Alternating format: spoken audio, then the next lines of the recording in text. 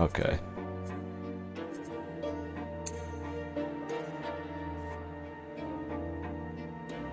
Well, I guess he's getting named Edmund, since it's stuck in my head.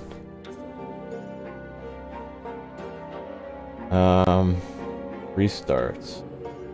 You'll be able to rewind to the beginning of any chapter you've completed and continue from that point.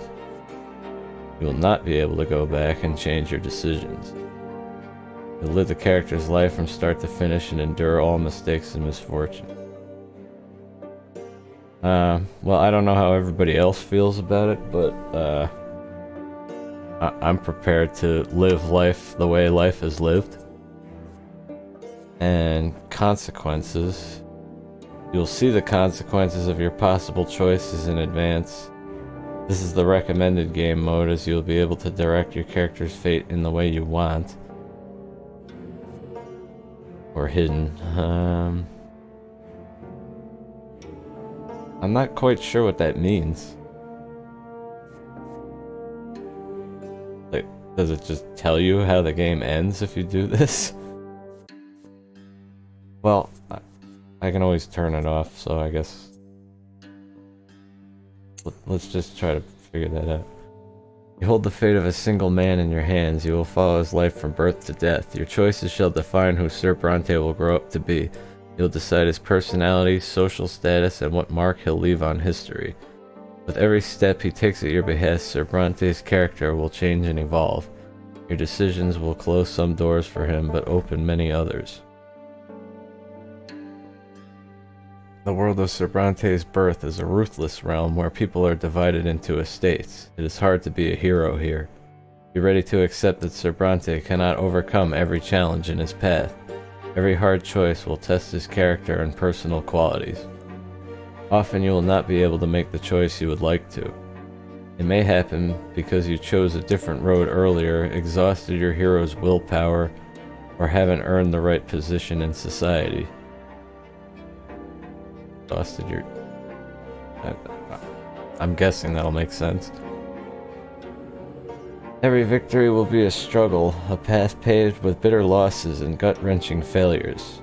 Accept the tragedy. This is how you will create a gripping and unique tale for your hero. What will become of your Sir Brante, his loved ones, and his world? It all depends on you.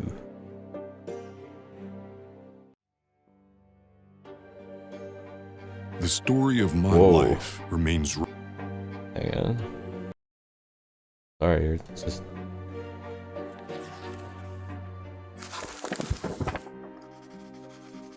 Let me know if that audio needs more adjustment. That voice came in super loud for me. Your fingers are stained with ink. Also, I accidentally skipped the intro. Sorry about that. Can we? No. I did accidentally when I was trying to... Yeah. I mean, it's not like we were very far in. We can skip the tutorial junk and Edmund 2 here.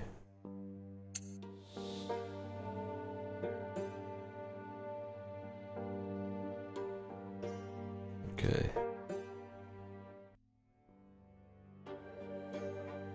The story of my life remains written on these pages. But my fate has always been my own. Every deed, every choice, every person I met made me what I am. Could I have taken a different path? Could I have found a different calling? Altered the very course of history? And what price would I have to pay?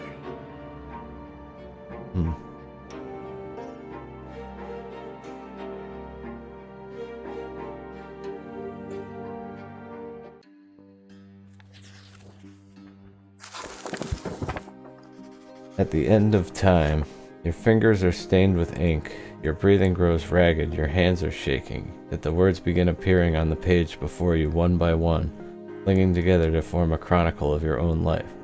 Who are you, and how did you reach this end? You were born, raised, and lived your entire life in the blessed Archnean Empire. In this land, a man's destiny is predetermined at the moment of his birth. Whether human or Archnean, nobleman, priest, or low-born commoner, all bend to the divine will of the twin gods. And each life is naught but a single cog in the universe's immeasurable machine. What does an Archnean look like? The memories come flooding back. They engulf you as a merciless wave, binding together days that are thrice dead and gone. The dreams of your childhood, your adolescence, your youth spent in the capital. Years of peace teeming with life and a war drenched in blood. High ranks and lowly deeds, opulent palaces, secretive city backstreets, fields of battle, and faces. So many faces of the people you held dear, the people who walked this road by your side. Such was your life, now all exposed by ink erupting onto the page. With your every step you sought to change the world as you saw fit. The choices of your upbringing, the path you carved in your youth, the fruits of your struggle, the consequences of your sacrifice. All of it led you here to the end of your time. And every choice had a price. Now, years and years later, the crossroads of your life echo in your memory, the pain and joy inextricably intermingled. Could you have taken a different path, chosen a different calling, found a different place in the world? You had the power to alter the very course of history. Now, on the verge of death, you struggle with doubt, seeking answers to the last and most crucial question of all. Your life, of all the paths in life, why did you walk this one? Did you choose your own fate, or was your life shaped by forces beyond your control? What determines a man's destiny?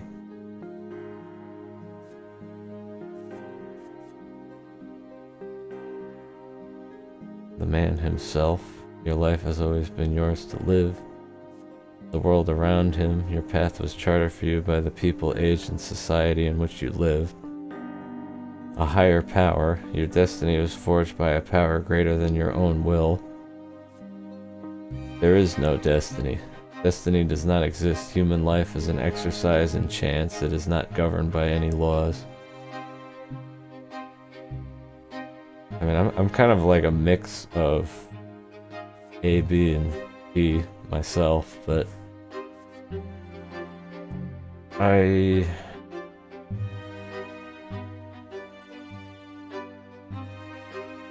kind of want to go with the world around him. But does that affect my ability to make choices going forward?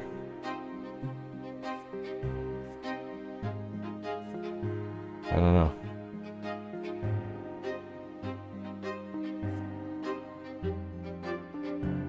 I'll say it's the world. Your final hours in this world are upon you. You close your eyes. In your mind's eye, you see them once more, the faces of your family, your friends, your foes, your underlings, your rulers. One after another, you recall the events that changed you forever. And in that moment, you know the truth. You were a part of this world. You were its flesh and blood. Your family, your hometown, your empire, they all made you what you are. Your destiny was the sum total of your upbringing, your social status, other people's choices, and the age in which you lived. Also, I forgot to update my stream info. But are you right about this? Is it all true? To learn the truth, you will have to return to the very beginning, remembering every step you took along the way. On these pages, the story of a man named Edmund Brante will live once more.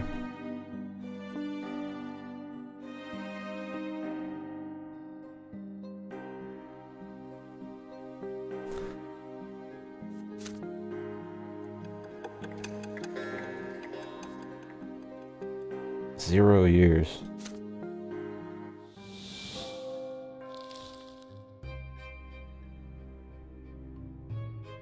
Chapter 1, Childhood.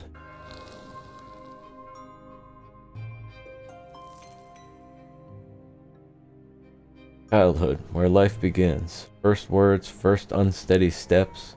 You are but a small child learning about the world in which you were born. To you, everything is so new, so baffling, and so unforgiving. A long, trying life stretches before you. So many feats and faults, so many fateful choices to come. Yet you are already sowing the seeds of your future self.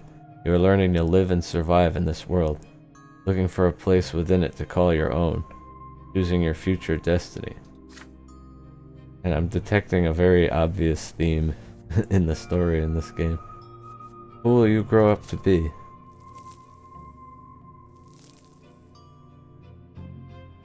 In chapters Childhood, Adolescence, and Youth, you will live through your hero's coming of age. You'll shape the protagonist's personality, his qualities, and relationships. By the end of Prologue, you will determine the estate and future occupation of your hero. Only in adulthood will he start to influence the world around him and even the ultimate fate of the Empire. Who will Edmund Brante grow up to be? It's your call.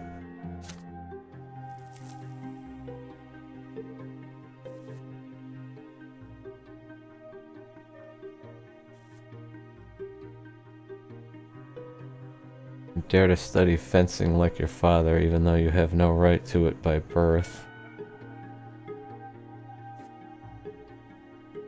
As a small child, you suffer your first death and rebirth.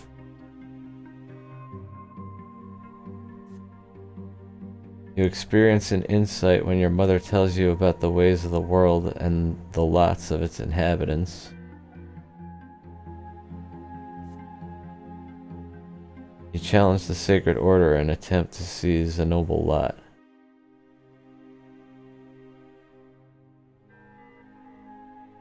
Okay, so study fencing even though you have no... Am I supposed to... I'm wondering if I'm supposed to like match my choices to the goal that I set out in the beginning.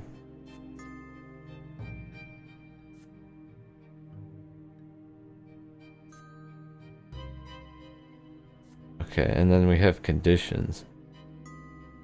Determination 4. Train with father. It is interesting, I'll give it that. Hopefully it's good for replay value too. For your first death and rebirth. This seems like the higher power one to me, and this one seems like the one I went with. Where you didn't really choose, it's just what your dad did.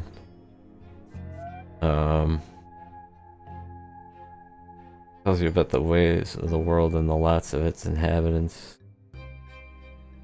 I don't know, I could see that working also. Oh, and then we have these conditions. So determination 4, train with father, suffer your first death. Perception 4, play with the ants. Willpower 0, kiss the sword.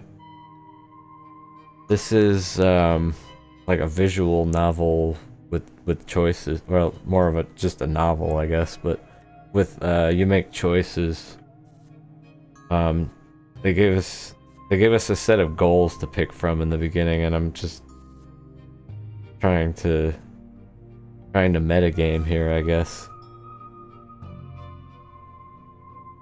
So, like, I said something in the beginning, like, I made a choice that it was sort of like a world philosophy, I guess. Like, you know, you could say that destiny comes from a higher power. You could say that destiny is chosen by man.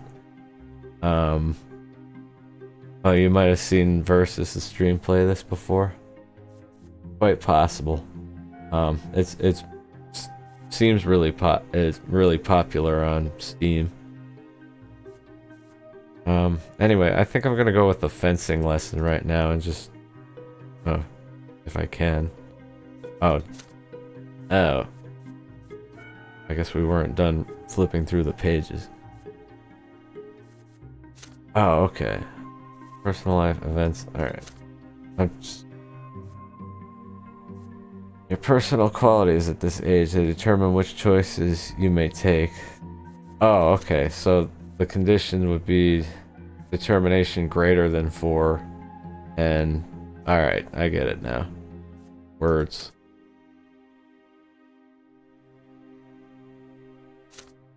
Your inner strength and the number of lesser deaths that you have experienced. These qualities will stay with you for your entire life.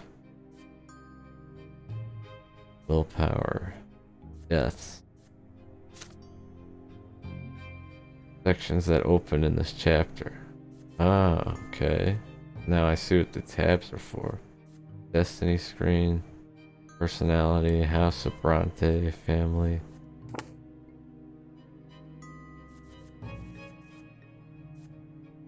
Oh. So I guess I unlock them, or I make the choices that make them available.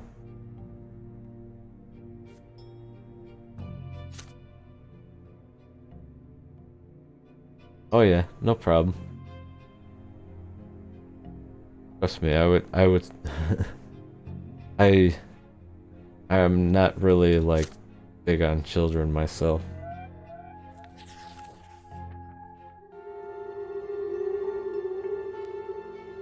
Birth. At first there was nothing, no time, no sensation, nothing but darkness and void. But then a will breathed life into nothingness. Matter and spirit were set in motion. History began its march. Speaking of children, it was your turn to enter this world. Your first memory. You are lying on your back, blinded by a bright white light. You are not alone. Above you tower the colossal figures of those who created you. You are a part of them, and they are a part of you. Between you and them is an inexplicable connection, a strong, unbreakable link. They will always watch over you, guard you, and protect you. It hurts to breathe. You let out the pain in the form of a desperate scream. Your creators extend their hands towards you. There are 2 of them, the ones who made you form from their own selves and brought you into this world. They are united, yet as they lean closer, you begin to see how different they are. You can already feel their differences within you struggling with each other. He walks out of my room and says, "Uncle Greg, guess what's all over your oh, jeez. What a terror. Something you would get insanely mad at, like, a full-size human for doing. Or even one slightly bigger. You just sort of have to deal with it when they're that age. Especially when it's not your kid. The first figure is soft and emphatic, wise and merciful. The love that emanates from it wraps you head to toe like an invisible blanket. The warmth from it is never ending.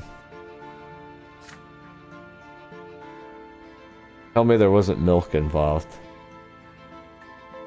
The second figure is strong and powerful, commanding and noble. It is harsh but fair, a beacon of guidance, a force of protection, and merciless punishment for every misdeed. Yet there is also a third figure. It is like a shadow barely seen behind them, yet already pulsing with an unbreakable will to live. It is the very will to live that is now growing ever stronger within you. Oh, that's good. Yeah, thank God. A soft open palm, a strong closed fist, a lingering distant shadow. You struggle to loosen the swaddling clothes wrapped around you and extend a tiny hand into the world. Reach out to the palm, perception +1. Reach out to the fist, determination +1. Smile at the shadow. Personality, willpower +10.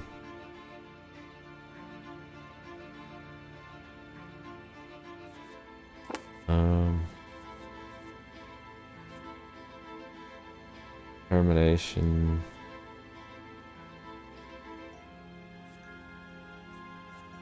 Perception, willpower.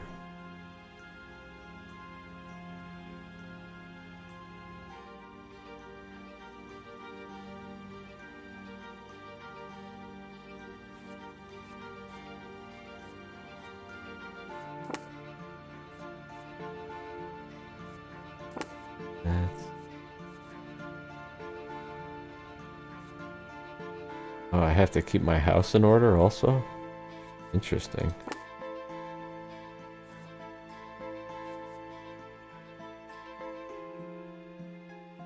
Alright. Enjoy a shower. And laundry. Try to, anyways.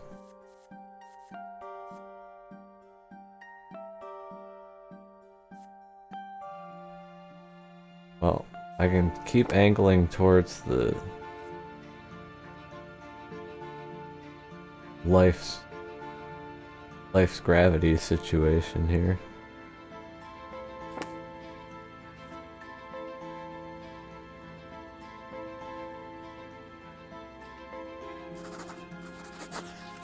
Not entirely sure how much my choices really matter with these consequences laid out. I kind of feel tempted to hide them.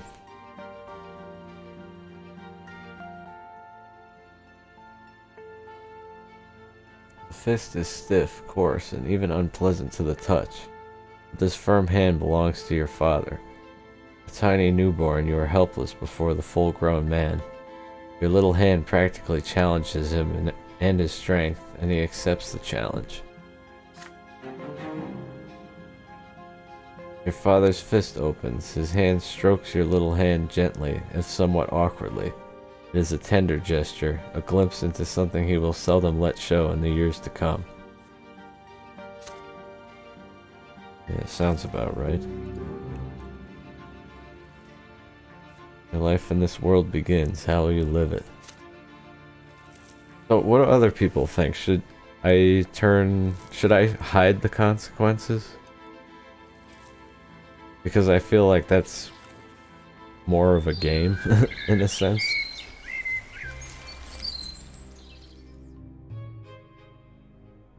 As the days go by, you learn to tell your parents apart. You recognize father by his heavy breath and strong cold hands. He visits you rarely. For now? Yeah, okay.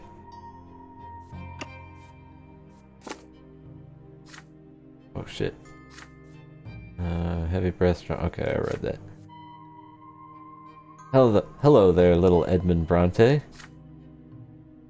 Mother's tender voice, however, follows you day and night. My, you're growing so quickly, my child. There are 2 more children in the family named Stefan and Gloria. Gloria sings songs to you. She often dresses you in tight clothing and gently holds your hands as you learn to take your first steps. Stefan likes to sweep you up and pinch you and toss you in the air. Oh look, this is your brother and sister. Yeah, you're my little brother. We're gonna play together, but I'll always be in charge because you were born a commoner. Fancy. Be quiet, you. He doesn't understand yet. Come on, baby Edmund, let's go play in the yard. It is hot outside. You grip your brother's hand with one hand and your sister's with another as they help you walk down the giant stone stairs. There you sit on the ground and start exploring the sparse blades of grass with your fingers. It tickles. In the sky far above and away from you is a gigantic pillar, a perfectly straight stick made of light. It is so bright, it hurts to look at. Why are you staring at the shining pillar? It's not going anywhere, you know. Hey, I want to play hide and seek. He's just a little baby. How's he gonna play? Then you hide him, and I'll try to find both of you. You have no idea what they are talking about, but you support them with happy cooing. This is strange, but so exciting. Stefan and Gloria glance at each other. Then your brother walks to a big tree, closes his eyes, and starts shouting something. Gloria takes your hand and walks you through the yard. Your sister takes you behind some thick bushes by a tall wall. The light from that light stick on the horizon barely reaches here. You can't see home from this place. The ground is crawling with tiny black bugs. Gloria sits you down on the ground and puts a finger to her mouth for some reason. And then she's gone. You can no longer hear Stefan's voice. Gloria is nowhere to be seen. You feel colder. The bugs are no fun to play with. You've been sitting here for a long time, completely alone. Nobody checks on you. Did they forget about you? Did they abandon you? Ooh, that's dark. Yeah, probably worth mentioning this is most likely a dark game. You start crying, hoping to be found. You get up off the ground and start crawling through the bushes to find your way back home. You start playing with leaves and twigs and little bugs. I mean, if I was 1 year old, I would cry, probably.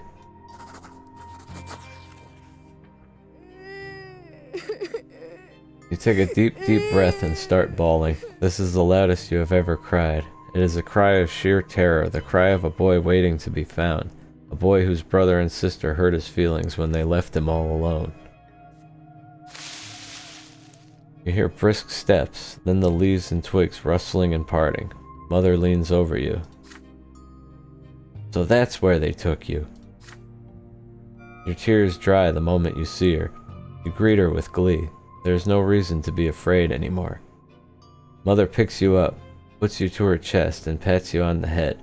Your brother and sister stand behind her, clearly feeling guilty. I need some water, folks. Gonna be a dry night.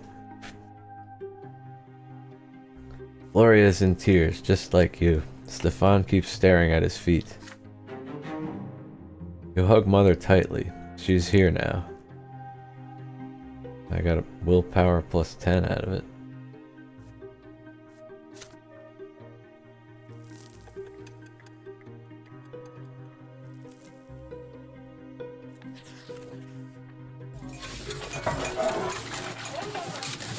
The Great Descent. Another memory. You are still a little child, but you can already talk and run around on your own. Today is out of the ordinary. Father is busy around the house giving orders to the servants. Throughout the day, the kitchen has been abuzz with work, and there are solemn, gloomy preparations and candles being lit. Even your older brother Stefan is quiet today. Mother takes your hand and brings you to your sister Gloria. My son, today is the Great Descent. We honor the day when the twin gods descended to us. We must spend this day in reverence to the gods. You are too young to understand, so just do everything your sister says for now. Gloria takes you to the playroom. There are no toys there. Even the carpet has been taken away. There's nothing but a bare wooden floor. Today we're not allowed to go to any other rooms, and we'll be eating nothing but gruel and stale bread. On the day of the Great Descent, everyone must be where they belong. It is quiet, unusually so. Muffled voices from beyond the door are all you can hear. You are sitting on the cold floor, confused, with no idea what to do. Then you hear your sister's voice, a lonely sound in the empty room. It is a little song that your mother taught her. You hold your breath as you listen to it. When the twins came down to earth, they brought lots for every birth. Let us count them, 1, 2, 3.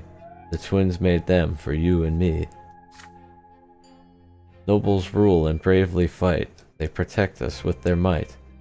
Priests work hard to understand, guide us by the twins' commands. Common people work and toil, always patient, never spoiled. Live your lot where you were born, to the day when you pass on.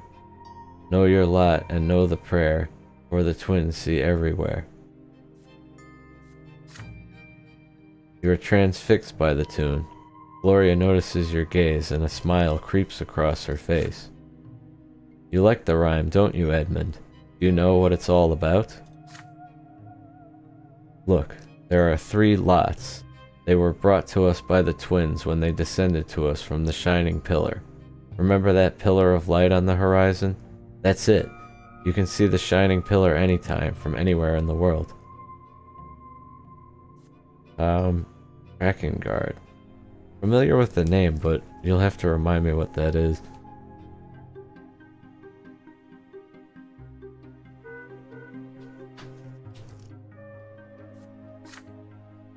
If you follow your lot as you live, you'll reach the peak of the pillar, and if you don't, you'll get eternal torment at the foot. Ah, old game on PS2. I'll have to check it out. Share universe with me. Oh, cool. Sweet.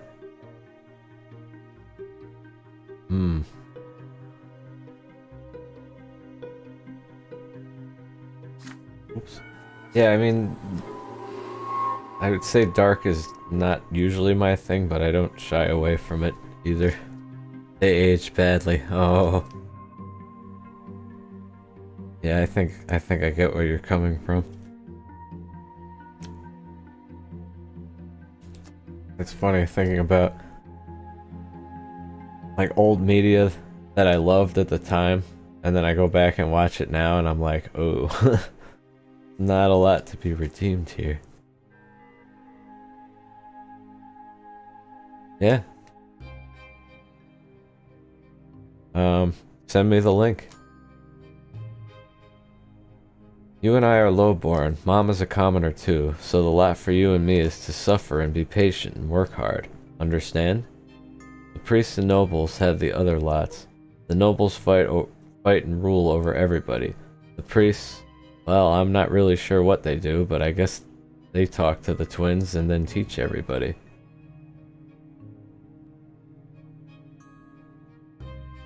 Oh, they're re-releasing the first Nier. Maybe. Just maybe.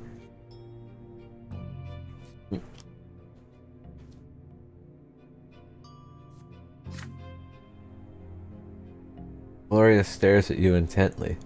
Did you get it, silly? Then she shakes her head and keeps singing the song over and over again. Her voice transfixes you, drawing you in. The room starts to glow like the sky. From this light emerge two figures you have known ever since the moment of your birth. One of them embraces your sister's shoulder. The other stands guard behind her back. You watch this happening before your very eyes, unable to turn away. Gloria is swaying to the song, unaware of what is happening. She sings the final verses once more. Know your lot and know the prayer. You feel compelled by this divine sight to express yourself somehow. You feel words condensing within you from the light. But what will these words be? Finish the song properly. Sing the last line wrong. What, like deliberately? No.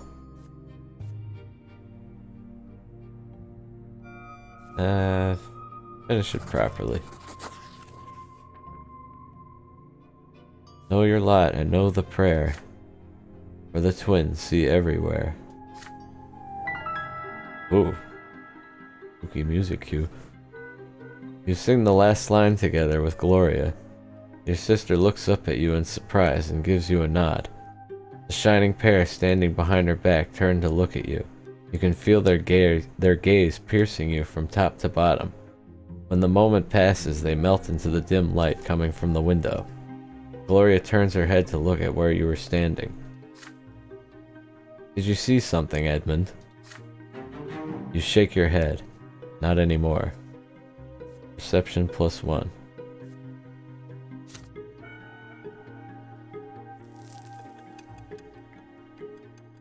Three years.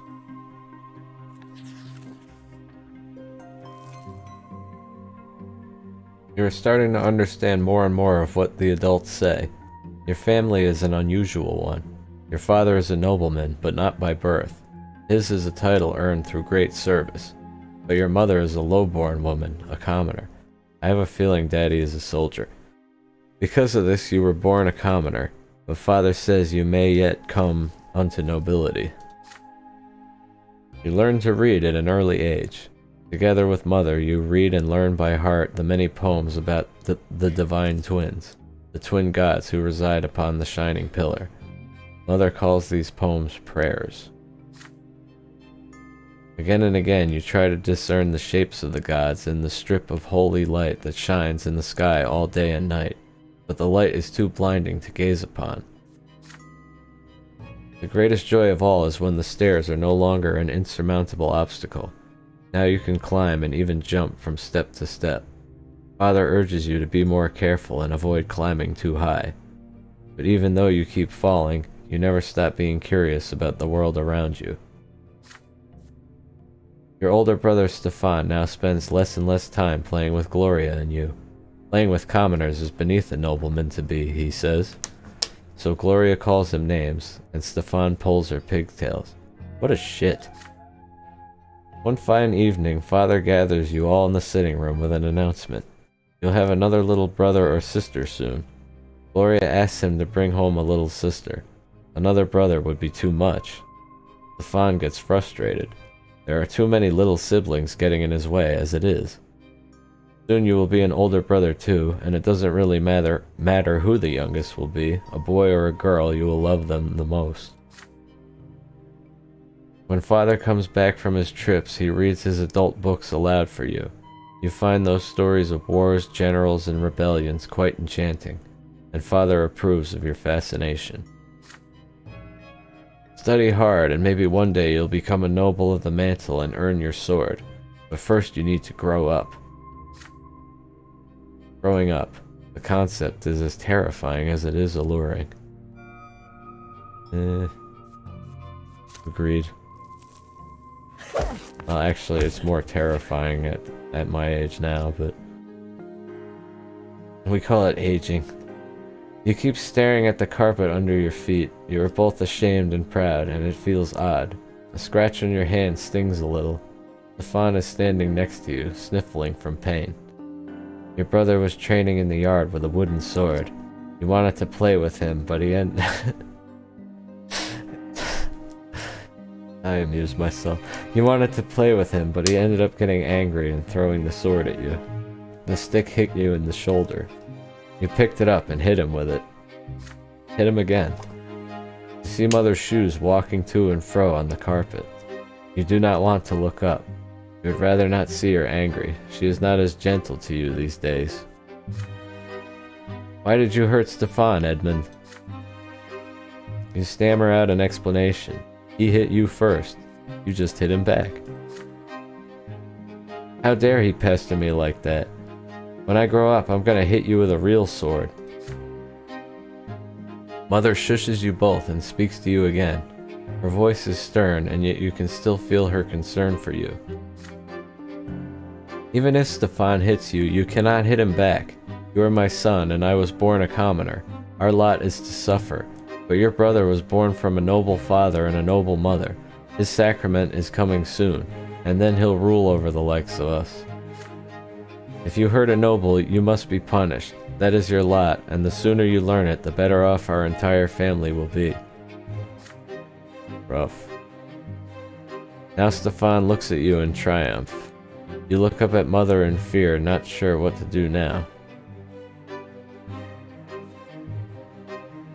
Apparently, I guess this was locked, but I have enough, it's locked, but not really locked. My willpower just has to be greater than 0. Accept your punishment, deny your guilt, demand an explanation.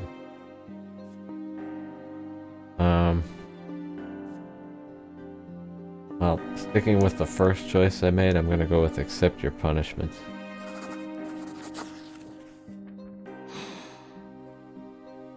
You look down and agree with what she just said. Wow, this guy. You look down and agree with what she just said. You are ready to be punished. You start apologizing to Stefan, but he turns his back. So I've created a doormat. You start apologizing to Stefan, but he turns his back on you. Before you can finish, Mother takes your hands and leads you away. You do not want to follow her. Your hands are getting sweaty. Your legs are growing heavy. Then suddenly she stops and bends down. She stops and bends down closer to you. She stops and bends down closer to you, look you straight into your eyes. My son, I see you understand our lot now. We do not defy, we suffer. That is our only path to the twins after all our deaths. Our only way to reach eternal bliss atop the peak of the pillar. Our virtue is meekness. We are humble in our words. We work hard. We think what is right. You have shown all of this. I'm so proud of you. He hugs you. You finally release the pent-up tears. You feel much more at ease now.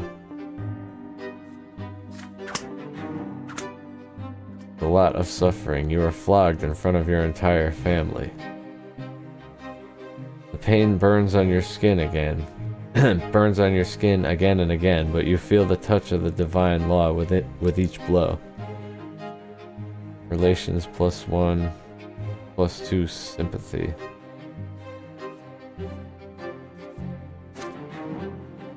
Status grateful. Your mother remembers what you did for her. Willpower decreasing.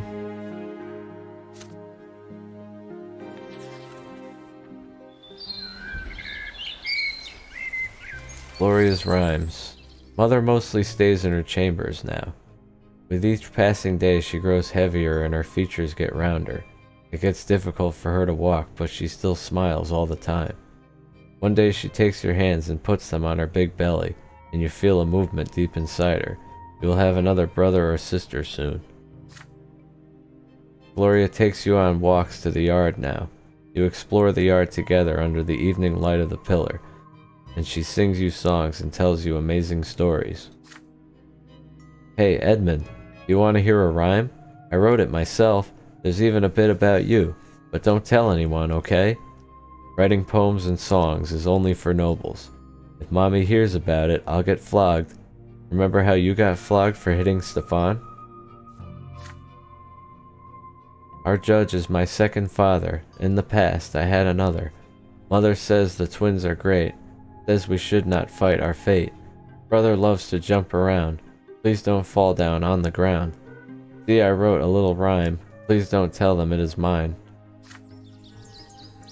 But today your sister is nowhere to be seen. She promised to take you to the old pond and show you the red frogs that live there, but then she vanished. The servants join you in your search. Even Mother leaves her chambers when she hears the commotion. Finally, you find Gloria in the far corner of the garden. She is holding a quill and sheets of paper covered in poetry. Mother becomes angry the moment she sees it. She looks through the poetry and her face grows dark with rage. Gloria is standing before her, wringing her hands and looking for an opportunity to run, but there seems to be no escape. What is this nonsense, Gloria? We talked about this. You were told to take care of your little brother. You are absolutely not allowed to entertain yourself with this writing. I can decide that for myself, Mom. No, you cannot. It has already been decided by the gods. Has it? That's what I'm wondering. And he's not a little brother anymore. He doesn't need a nanny. And I need some time alone to think for myself. I'm not hurting anyone. You are a commoner and a future wife. It's time you learned how to properly care for children. Had your disgraceful former father kept me in his house, you could have been born a noble. But that is not our fate. And you are absolutely forbidden from ever spoiling paper and wasting ink again.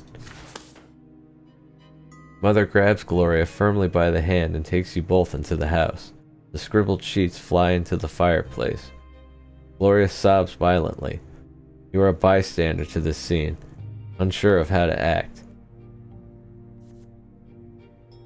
Okay, can't complain about my sister or offer to write rhymes with her. I can comfort her, or I can leave the room. Well, comfort it is. Mother leaves. The last of your sister's poetry burns away in the fireplace. You walk up to your crying sister and take her by the hand. None of this is her fault, you say. What Mother did is wrong and far too harsh. Gloria sniffles before speaking. But I did leave you all alone. You're not mad at me? Really? You nod in reassurance. Gloria embraces you. Edmund, you're the best little brother in the world. The two of you make a little deal. She promises to tell you when she wants to be alone, and you promise to protect her and her secrets always. +1 sympathy, and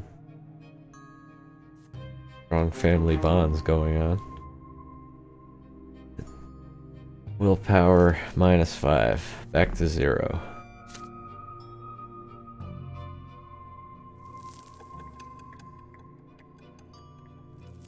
Four years old.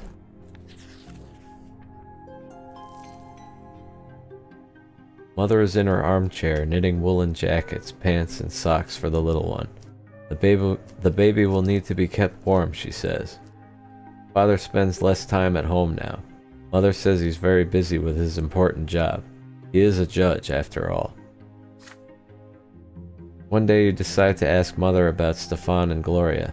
How come they're brother and sister to you, but not siblings to each other?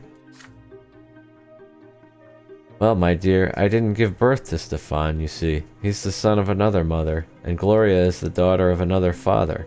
Come now, don't knit your brow like that. You'll understand when you're older. How is that even possible? You're all family, are you not? Several days later, Mother calls Stefan and Gloria to the sitting room. You sneak in after them. At first, Mother gets angry and asks you to leave, but then she relents. You are told to sit still, be quiet, and remember every word you hear.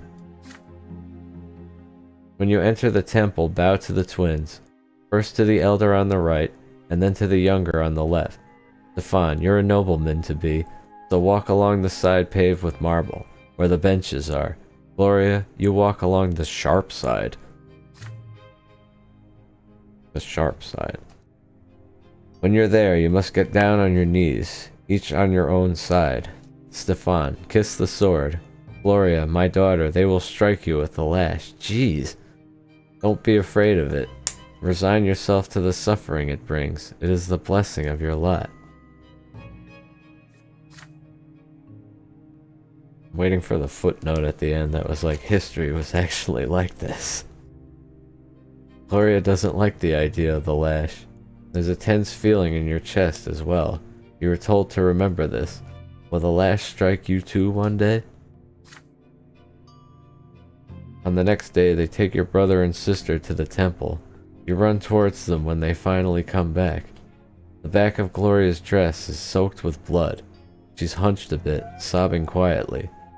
Stefan is putting on airs, acting prouder than ever. Nobody else looks different about them. It's like all is the same, and yet everything has changed. Each of them has accepted their lot.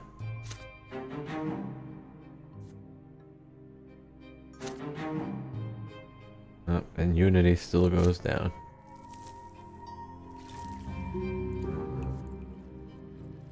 Your siblings Stefan and Gloria took their first sacrament at the temple.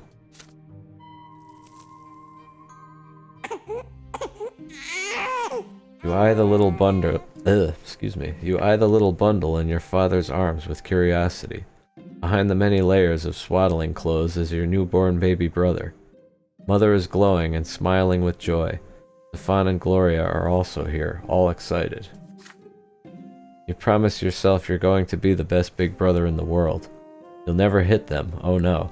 The two of you will play together, and tease Stefan together, and help Mother together, and go on so many adventures together. It feels so strange to be an older brother.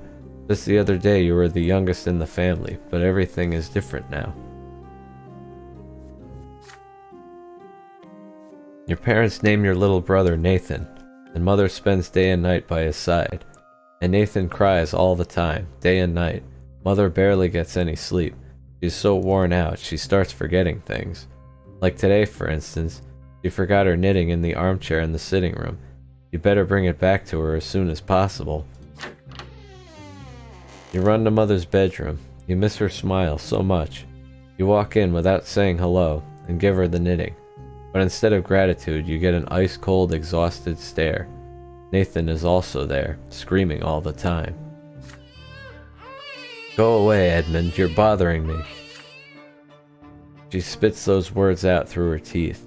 You look at the bawling newborn. She can't even get a minute of respite. Enough already. When are you going to stop? I just want some peace and quiet. Mother leaps across the room and starts shaking Nathan with malice in her eyes. His cries get even louder. She looks so tired from his never-ending screams. She seems to be within an inch of smashing him against the wall. Somebody has to do something. You are scared of your mother right now, but you fear for Nathan's life much more. Call Father for help. Yeah. Redirect her anger to yourself. Snatch Nathan from Mother. Hug Mother.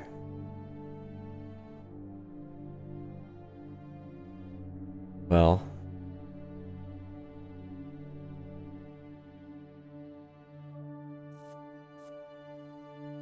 I'm thinking...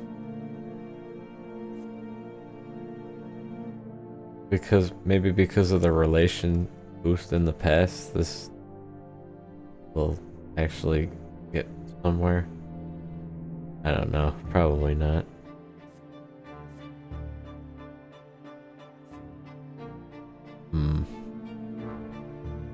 It's one of the toughest ones yet.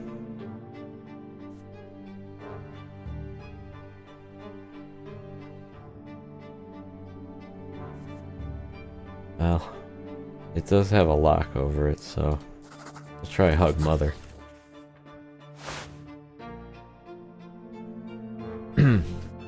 You walk up to Mother quickly and lock her tightly in an embrace. Your arms are too short, and the folds of her dress get in the way, but that does not stop you. She shudders at your unexpected touch and tries to free herself. Hey, Nate. How you doing? We're playing a dark visual novel right now. Let me go! Stop tormenting me! But you only latch onto her even tighter. There's no way you're letting her go now. Not even if she screams at you or hits you. No way. You are here now. You will protect her and comfort. Yeah, welcome to depression time. How's your day going? Hanging out with friends. Haven't gotten the chance lately all night, so yeah. Yeah, I feel that. Oh. How I wound up streaming 2 days this weekend instead of 1.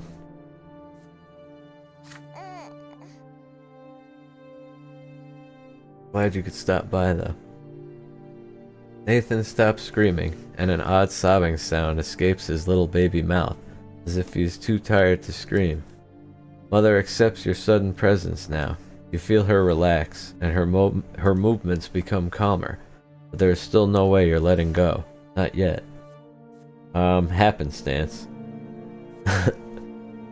Yeah, the only person I got to name was myself, and Edmund was stuck in my brain, so I went with Edmund. Yeah, I'm doing pretty good. I mean, just not being at work is a huge plus. I had a good dinner last night. That was actually a huge mood boost for me. But yeah, glad everybody could be here. Then you hear a quiet song, your mother's song. She is singing a lullaby to Nathan.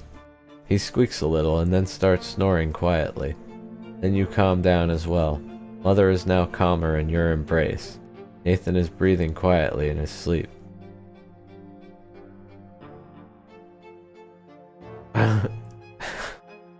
Oh, has word gotten out? Yeah, I did kind of tear up a bit. I had a personal relation moment with something that the character said. Yeah. It's good though. I mean, I'm really in love with the Heavensward story. Especially compared to ARR. Oh snap. Yeah, in a way there was a lot of build-up because we got that far and then no further for quite some time. I feel like that helped add to the suspense. Oh, did I read this? Then you hear a quiet song, your mother's song. She's singing. Oh yeah, we did. Nathan, the hug worked. Nathan is still alive. Now please let me go, my dear. I have to put Nathan to bed. You release Mother, and she puts Nathan back in the crib. After a little pause, she turns to you. Her face is still weary, but there is no sign of anger. She sits down next to you. Thank you, my son. The twins know I don't want to hurt you or Nathan. I am so sorry. Please don't be angry with me. You did what you needed to. You gave me the strength to work through this. She hugs you tightly. You do the same and press your forehead against her. She smells like home. Your tears finally start to flow, but they are tears of happiness now. She pats you on the head and kisses your forehead. Nathan is sleeping quietly in his crib. It feels so good when things are as they should be. I'll have to catch up with the chat later.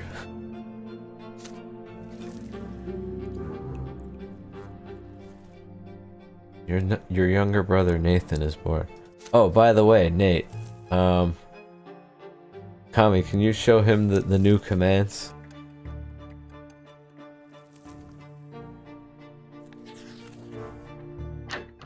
Yeah. Yeah, we're brothers now, Nate.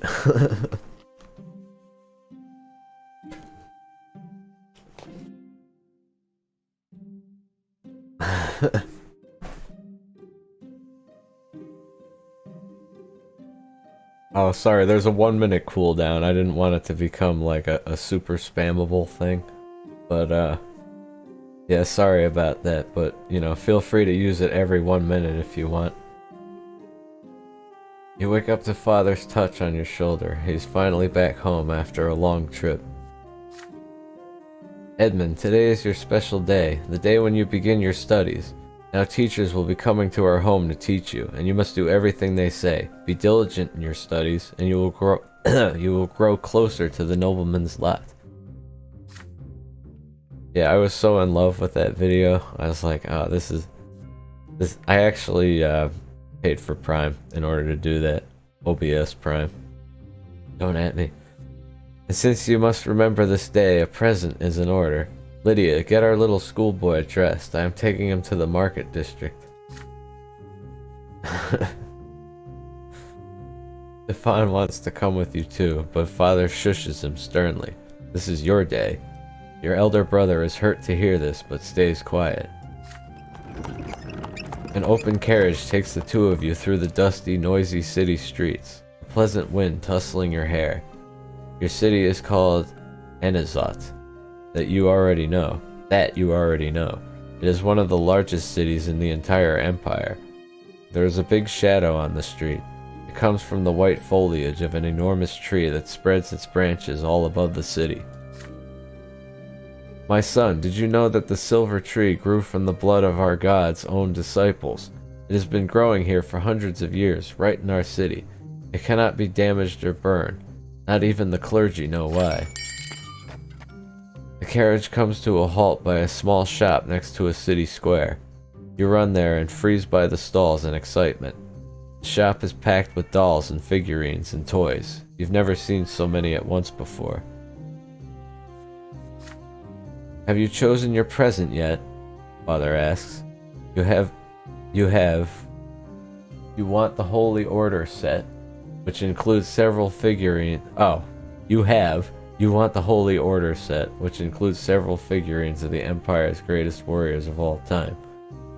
You rattle off everything you know about the Holy Order. They were the ones who aided the Emperor's own forces in seizing the province of Magra and storming our city. That's how we joined the Empire.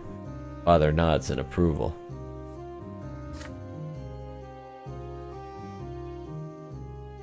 You have to go to sleep? That's fine. I know it's getting pretty late for you. As for me, I'll be around for like another 45 minutes. And, yeah, I'm definitely not gonna try to push it beyond 9 p.m. local here tonight.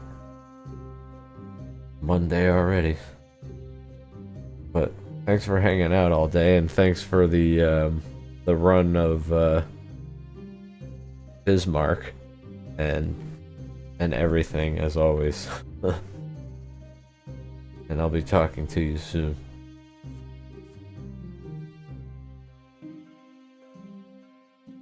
nice to listen to. I'm glad. Yeah, take care. Have a good night. And you get some rest too. Alrighty? And good night to Junie as well. Hypnotizing. Ah. Man, I should work that angle. Alright. Okay, so we were talking about what toy he was gonna buy me.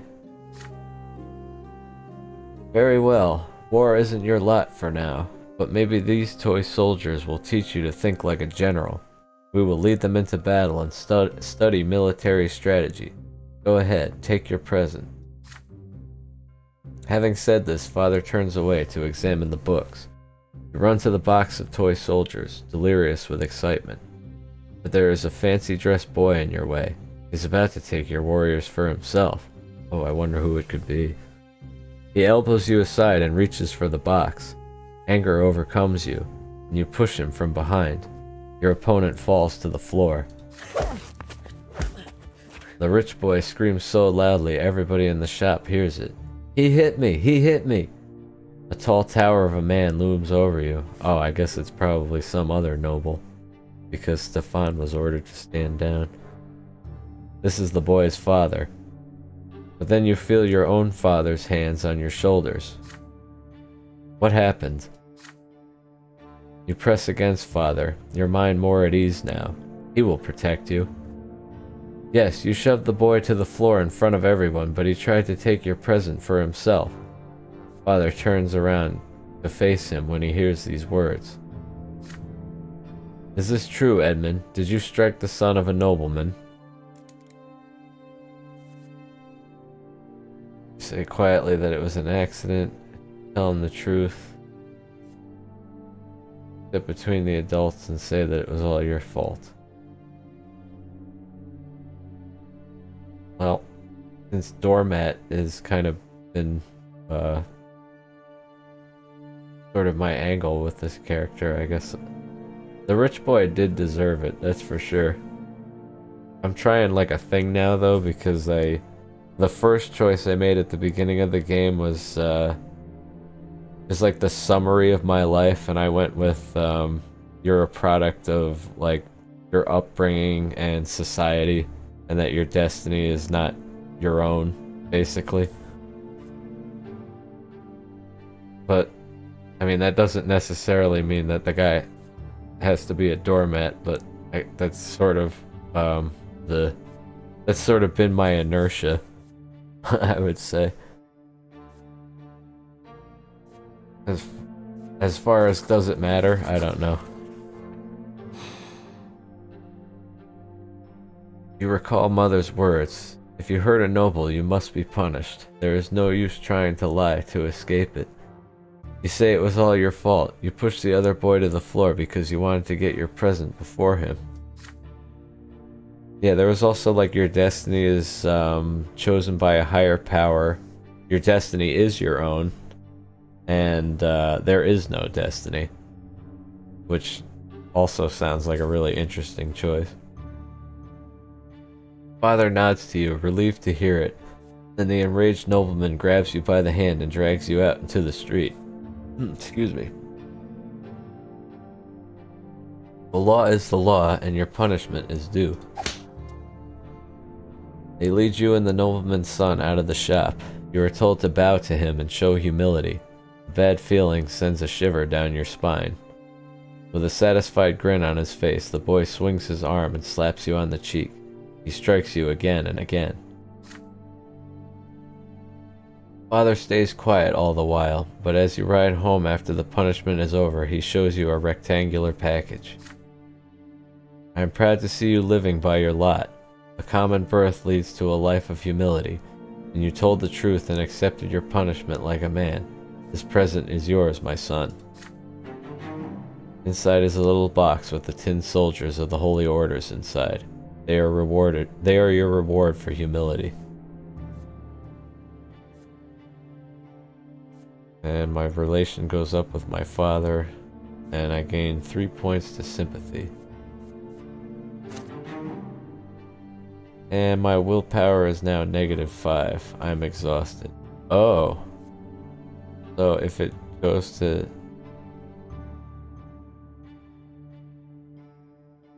dependent on difficult choices. Hopefully that doesn't... do I die if it goes to -10?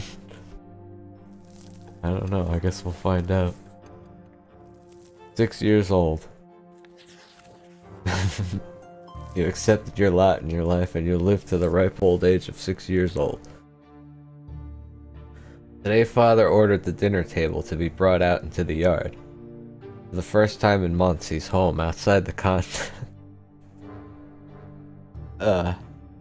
I amused myself again. For the first time in months, he's home outside of the confines of his always locked study. He spent the entire day playing with Nathan and you, discussing various matters with Stefan, now an adolescent and walking in the garden. And now a dinner party, or a dinner under the open sky. Dinner party? Your entire family gathers together, with Father at the head of the table, smiling. He asks each of you about your studies. Nathan climbs up on his knee and recites a counting rhyme in a funny singing voice. Stefan mentions that his fencing teacher praised his accomplishments. He rises from the table together with Father to show his skill in a practice duel. Next comes Gloria's turn. She stands on her chair and recites a lengthy prayer by heart. Mother showers your sister with praise. Father chuckles quietly, hiding a smile in his mustache. When your turn comes, you recite all the ranks in the Legion, from common soldier to high commander. Stefan listens to you with a skeptical look on his face. Night slowly falls, but the servants ensure that the yard is well illuminated. You don't feel cold in the dusk tonight. It feels good, yet so important. All of you are finally together, sitting at the same table. No fighting, just smiles. No arguing, just pleasant small talk. Then a servant approaches Father with a letter in his hand. He reads it in the dim light, and each line gradually washes the smile off Father's face until only a stone-cold mask remains. Mother looks at Father with an unspoken question in her eyes. Gregor Brante is coming back to Anazot. He is the head of our family, my father.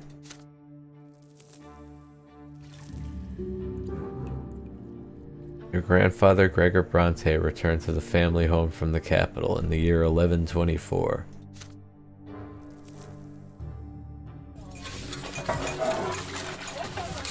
The intrusion. Ever since the news of grandfather's impending arrival, there has not been a single day when the house has not been cleaned or decorated. Your parents anxiously make sure everything is in order. They tell you to wash your face and hands after walks, and scold you for leaving books on the floor. Sorry, some phrases just trip me up for some reason. They tell Gloria she will be flogged if she is ever seen hiding in the attic. They make Stefan stay in his room. Even baby Nathan gets in trouble. Everyone is on edge.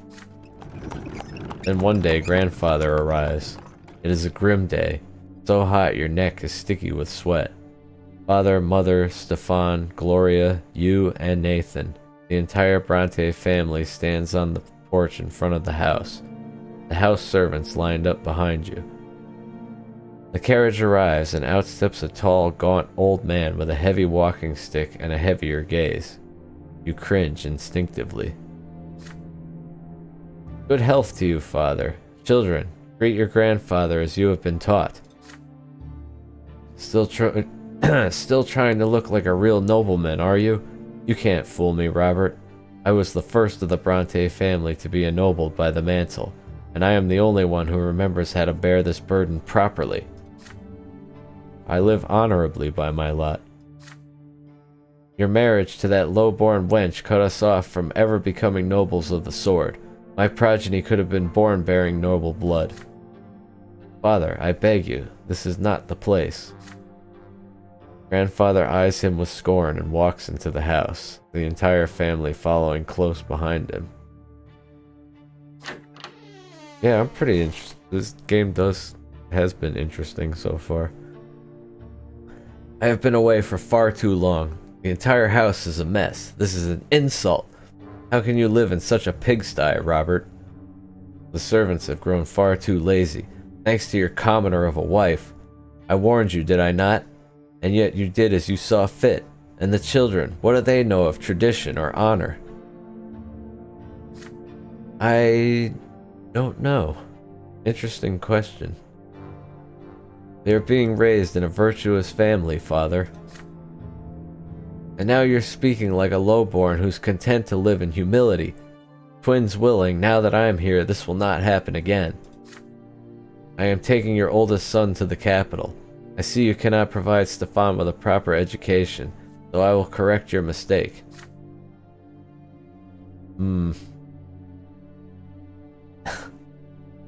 I often wonder about that with characters that might be ace. Your brother's fate has been decided just like that. Father does not object. He orders the servants to prepare Stefan for the journey. Stefan freezes in place, glancing at grandfather and father again and again. The latter puts a hand on his shoulder reassuringly. Grandfather's lips are a tight line, white with contempt.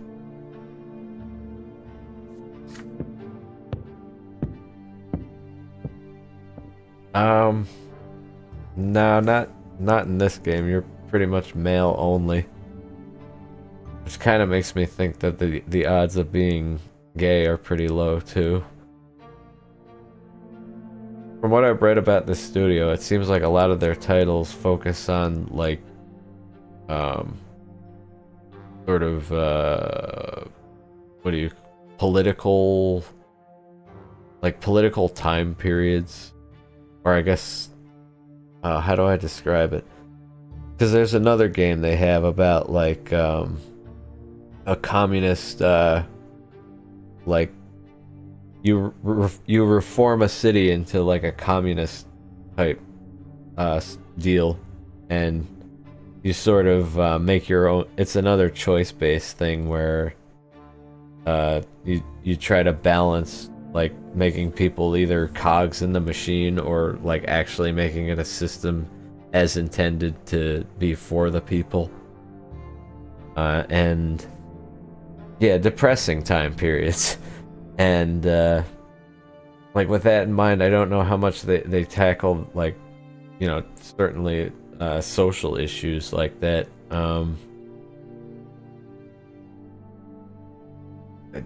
I would hope that in some of the titles they might. By the way, the communist game will be getting played at some point. The house is examined, room after room. Everything grandfather sees is showered with scorn. He scoffs at a crease on a blanket in Nathan's crib in Mother's bedroom. He mocks Gloria's knitting in her room. The door to your room is next. Yes, comrade. I'm already thinking about how I'm gonna work that into the title. What is this? Robert, tin soldiers in your younger son's room? He was born a commoner. I won't have him daydreaming of battle. Wait, Mr. Mantle, isn't that what happened with you? Alright. Grandfather seizes the box containing the tin warriors of the Holy Order. Your father stays silent. Anger and fear boil within you. This is your big present from the first day of your studies. It means so much to you. But what if he's right? What if you need to prove you're right to command the toy soldiers first? Grandfather shakes his head in disapproval and shoves the toy box into the roaring fireplace. Jesus. If you wait too long, they will melt in the flames. What if he's right? What if you need to prove you're right to command them first? I'm gonna hit Grandfather.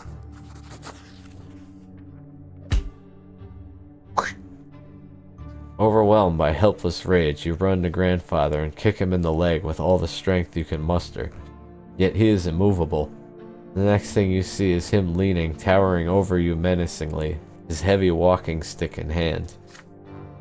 Low-born scum, how dare you raise a hand to me? The blow hits home. The handle of the walking stick is as heavy as a rock. You are dazed, robbed of both hearing and sight. Down comes another blow. A sharp pain splits your head. then darkness. Your hand twitches against your will, then again and again, like it is trying to catch a flying butterfly, and then you fall into the primordial void. The void takes away a part of you, one of the lives you were given to live. It will never return. There is pain and desperation and a sense of loss. Uh-oh, it sounds like I picked wrong. Nothing can be done now. Yep. Wow. Okay, that gives me a much better sense of what this game can be. Because I was wondering in the beginning, it's like, do the choices matter? And clearly we're starting to realize the extent of that. Yes, R.I.P. Edmund. Better luck next life. Fall into a pain that embraces you like a soft feather bed. You feel light, free. There are no restraints, just a warm glow that envelops you, and yeah, it's probably better for him this way. That envelops you in its secure embrace. The waves carry you. Their touch is soft. I knew I should have stayed a doormat. They delicately enshroud what was once your body. It is a feeling unlike anything you have ever experienced before. Something absolute and complete. You touch something greater. The reason behind everything. The reason for your very existence. Oh, was he still 6? Oh my god. That's... yeah, I Cassandra truth that one. You were sculpted from this light. It was the first thing you ever felt. A boundless and sincere unity of the diverse. Your beginning was a spark that cast this light in all directions. And now you are here again, one with the beginning of everything. The light gleaming from you resembles the light of the shining pillar. You still see it, in the north, as always. The waves of light carry you to two figures. The elder is nearest. He is ready to accept you. He is quiet, wise, kind, and pure. The younger waits further back. You do not know what he is yet. The waves pause at the elder's feet. He leans over you and plants a feather-like kiss on your forehead. The kiss spreads all over you. You are filled with unparalleled delight and bliss. You exist. You are unique. There is no one else like you. They know it. They know this, and they love you. You will never be alone. You are a part of them, a part of your family, a part of this universe. The twin gods will never leave you. They watch over you constantly. The elder softly touches you as you lie spread out amongst the waves, sending you further down the torrent of light. You float on to the top of the silver tree's spreading crown. The closer you get to the silver tree, the heavier you become. The waves draw you down along its trunk, but you do not wish to part with the warmth and the softness, with the love. You turn around. The elder is still watching you. He nods. All is as it should be. Go, your time has not yet come. You must return to the world now. As you tumble down towards your body, you comprehend the true meaning of your lesser death and the divine love that has been revealed to you. Love exists not only in the hereafter, it is present in the entire design of the twins that is the origin of all life in this world. What is the manifestation of this love in your mortal life? Wow, yeah, this is a pretty damn elaborate game. What is the manifestation of love in your mortal life? By creating the Empire family. Manifestation of love in your mortal life. Do not find the answer you seek. Yourself. Light. Okay, what does this stuff actually mean? Empire. By creating the Empire, the twin gods cared for all living creatures. The Empire is the only thing that gives us a place in the world and a connection to others. It is an enormous family made for people by the gods. The gods give you a lot. The gods give you a clear mission in this world, thus gifting you your very being. This is the manifestation of their love for you and for all living things. Yeah, I mean, I guess that would be remain silent. And honestly, I don't really have a good answer right now. Like, maybe this is something that will become clearer later. Or maybe it changes something and I won't really notice until it happens a few more times. Love always lives in kindred blood. You share the miracle of life and the universe with your kin, your family. Oh, is this like a bonus stat thing? Or does it like give me some stats back or something maybe? Or, I don't know. Family. Family is what you're given upon being born and what you leave behind when you depart.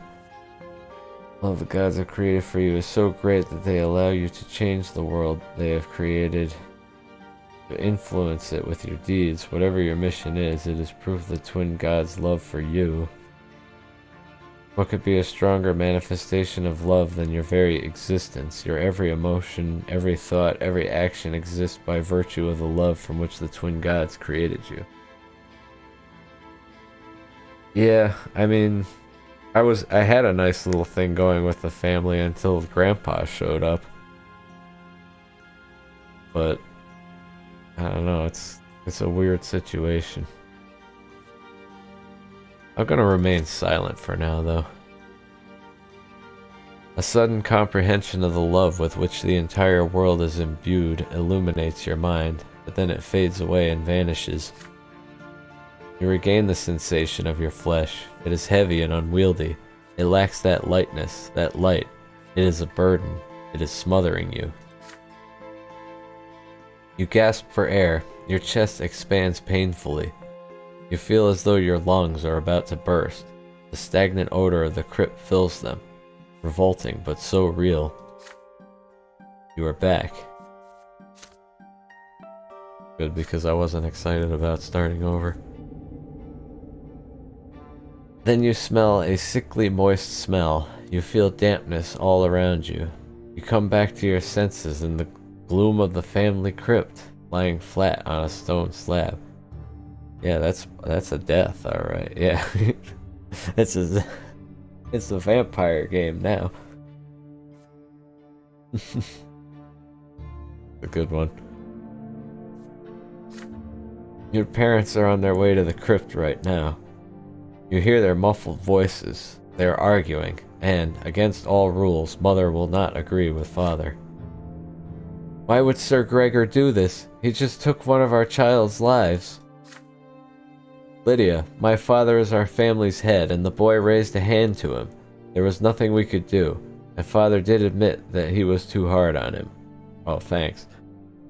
Please do not anger Sir Gregor. You need to accept this. It will never happen to any of our children ever again. Their voices grow quiet as they lean over you. You lean on your elbows to try and get up from the stone. Mother gingerly wraps her cloak over your naked body as you shiver from the cold. My son, your first death came far too Oh, is that like a thing in this universe? Your first death came far too soon. I know it may be difficult to realize what happened. But know this, the twin gods are ever merciful. You are a child and your time to leave for the hereafter has not yet come. You will be returned here by the gods twice more, but do not tempt fate again. And never ever defy those who can easily take your life. Okay, that's an interesting explanation of a 3-life mechanic, but I think I understand. Yes. Like, oh, you didn't know you can die multiple times? But only 3. Not arbitrary, I swear. Edmund, you have angered your grandfather greatly. Do not stand in Sir Gregor's way ever again. Why did they take him to the crypt? Never mind. And he will never hurt you again. For now, just stay away from him. Oh, no. No, definitely not. Father stays a step away from you, not saying a word. When Mother finishes talking, he picks you up and carries you outside. Together, your parents take you from the family crypt. On your way out of the crypt, you take a moment to touch your head. It is perfectly fine. There is no sign of the blow. Back home, Grandfather is still walking through the house, examining the rooms. You can see that Stefan and Gloria are disturbed by what just happened. Nathan starts crying when he sees you. The playroom still reeks of burnt paint.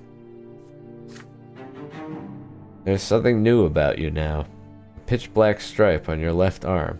It looks like a strange bit of dirt at first, but it will not wash off. It will be like that for forever, Mother explains. That is all she will say of it.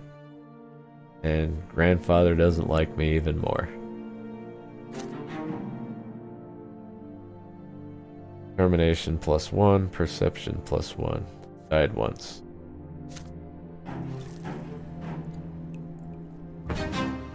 A beyond event has happened. Oh, okay. Alright, that goes back into something that I was confused about in the beginning. I suffered my first death, so... can I look at that thing again? Destiny. What's going on? Oh. Year 1124. Fall, the master of the house. Soon, Grandfather leaves. Your elder brother Stefan goes with him. From that day on, Father's hired teachers tend to you alone. They bore you with monotonous lectures on writing, counting, and the way of life in the blessed Archnean Empire. You often distract yourself from their instruction by playing with your younger brother Nathan. Your home grows quiet without your elder brother. Too quiet. Weeks later, your family receives a letter from Stefan.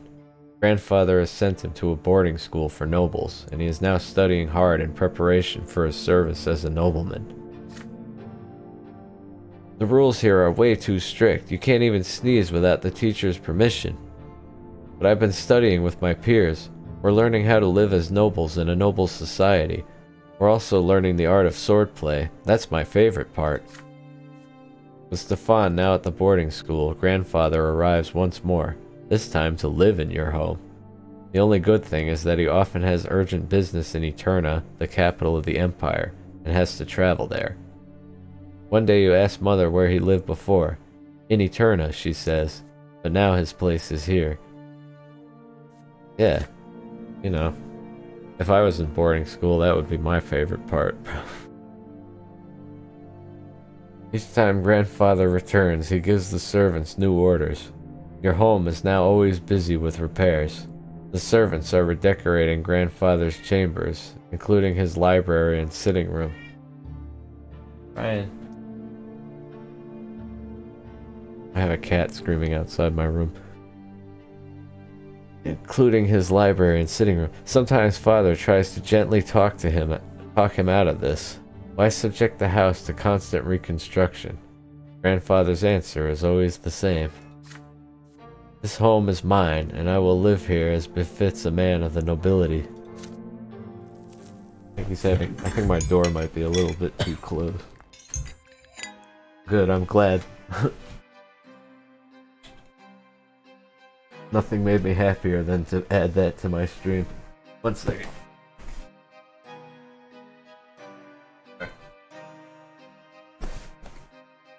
Going on the bed or going on the left? We're trying to knock over the green screen.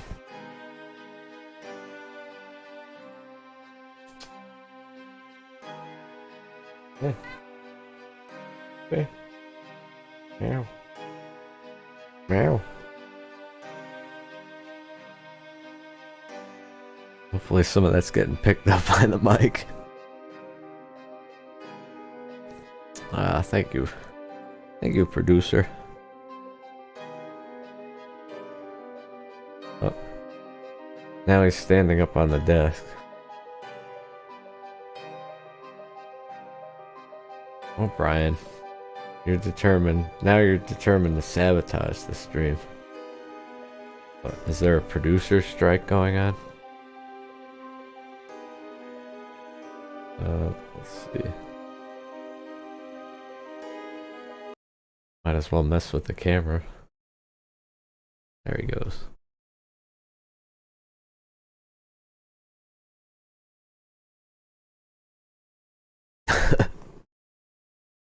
Hope you're enjoying this. Alright. There he is.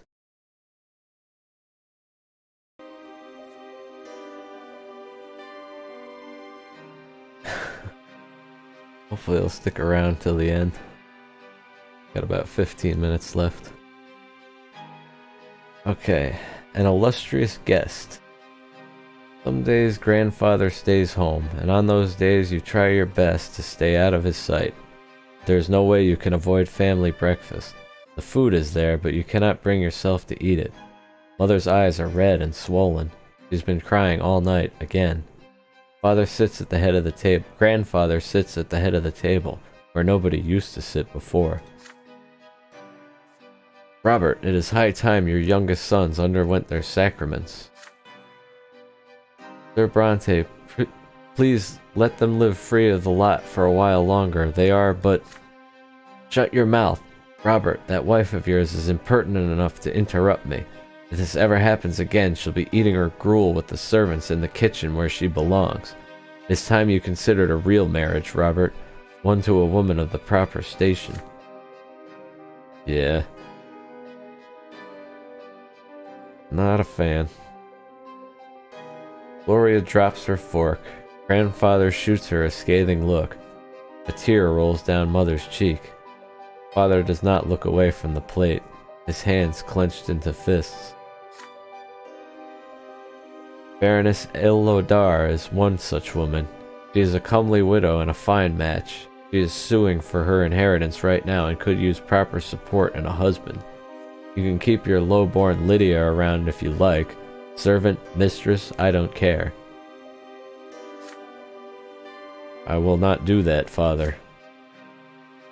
I am the head of this family, and the family's standing took a severe blow after you married that commoner. It is unthinkable. How could you give up the memory of the beautiful Amalia Elborn for this lowly woman and that bastard child of hers? But now you have a chance to set things right. Don't disappoint me. Father nods curtly, trying not to look in Mother's direction. Father, I wish to see Stefan. If I find your conduct in the Baroness's presence satisfactory enough, then you may see him. She is coming for a visit tomorrow. Be prepared. Grandfather wipes his mouth with his napkin, throws it onto his plate, and leaves. Mother's lips move silently. Nobody says a word. Then Father stands up and orders you and the other children back to your rooms. He needs to speak to Mother in private. Father comes to your room before bedtime. He sits on the edge of the bed and adjusts a crease on the woolen blanket. He distanced himself from you after Stefan's departure, though you are not used to such attention from him. In the candlelight you can see his face in the dark. There is a sour expression on it. What's stopping this old man? Well, I guess it's just like the way society is structured. This is sort of like a nobility angle thing. The family you were born into is like one of your siblings is a nobleman and another one is a commoner. Yeah, basically we live in a society.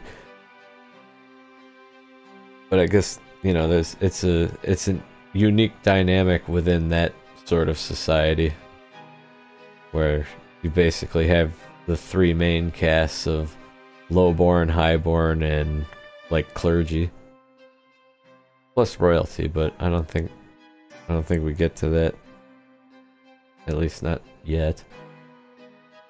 My son, Baroness Emma El Ladar, will be visiting us tomorrow.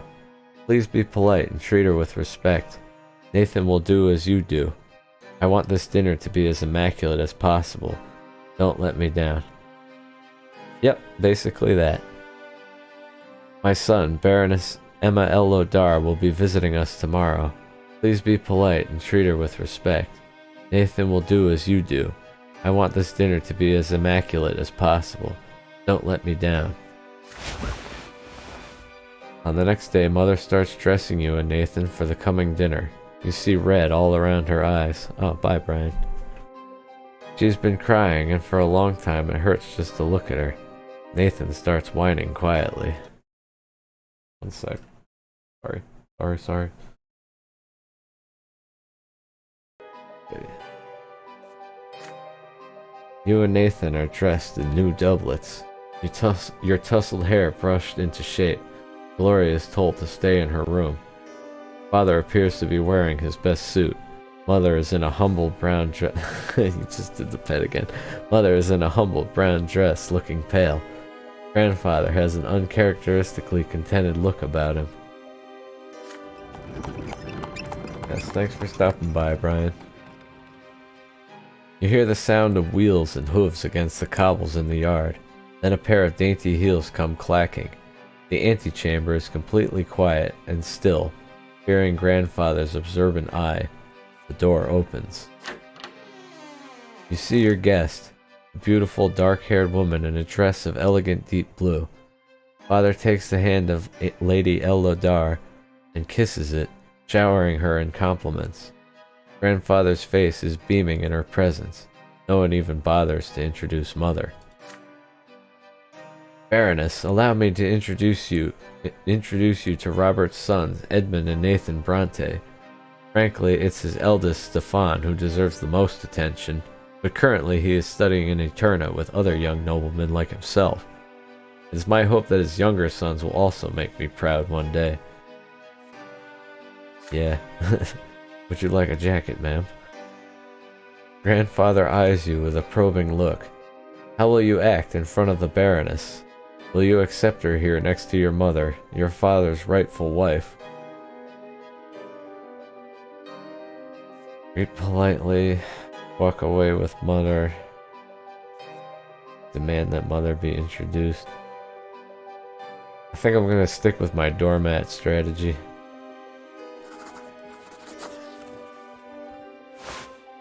You follow Father's example and kiss the Baroness's fingers gently. Her laughter fills the antechamber, ringing like chimes. You gallantly offer to lead her to the sitting room. Lady Lodar graciously agrees. Behind your back, you can hear Mother sobbing. Oh, sorry, Mom.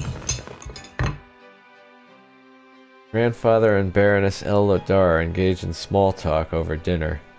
She tells him of the woes of litigation over her late husband's inheritance, and he advises her like the judge he is. Father is mostly silent, only getting in a word or two. You do your absolute best to behave yourself. Yeah, honestly, all the commoner people. After the decorous farewells to Lady Lodar, Father quietly thanks you for your model behavior.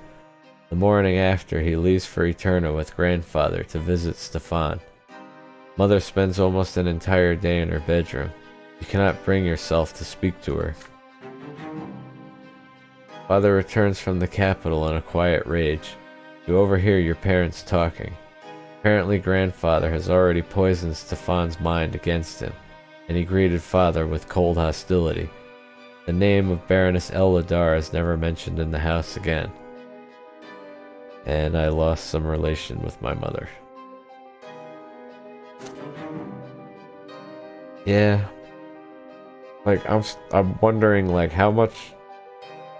Like, these gods, when I died, it made it sound like the gods were, in fact, responsible for this lot system, and it's like, well, what the hell is that about?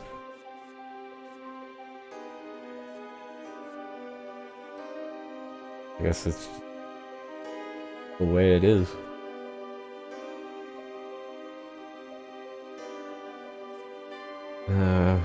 Well, Daddy likes me anyways.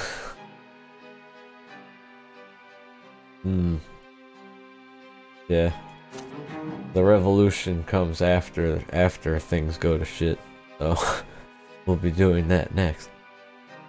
Not tonight, obviously, but some other time. Father returns from the capital. Oh wait, I read that part already. Grandfather likes me more, but still dislikes me overall. Remember here, your parents. Reputation +1, unity -1.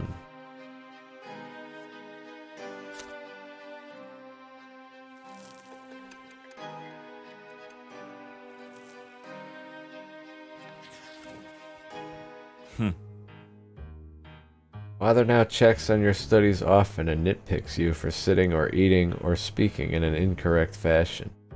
Once he becomes so annoyed, he says that he wishes Stefan had been the one to stay home instead of you. Actually, you know what I'm thinking?